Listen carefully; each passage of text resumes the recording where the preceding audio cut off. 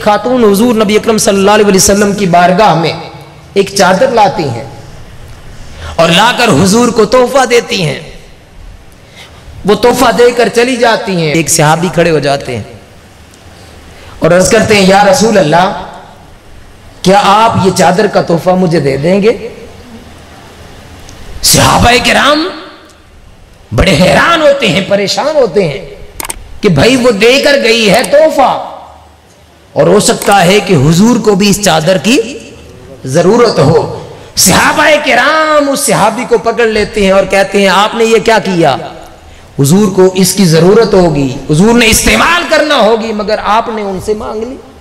हुजूर नबी अकरम सल्लल्लाहु अलैहि वसल्लम वो चादर उस सहाबी को दे देते हैं और वो सहाबी सहाबाए किराम के जवाब में कहते हैं, क्या सहाबाए किराम, मैंने देखा कि ताजदारे कायनात ने इस चादर को अपने ऊपर लिया, इस चादर का हुजूर से मस हो गया, और जिससे हुजूर का मस हो जाए, खुदा की इज्जत की कसम, उसको दोजख की आग भी छू नहीं सकती।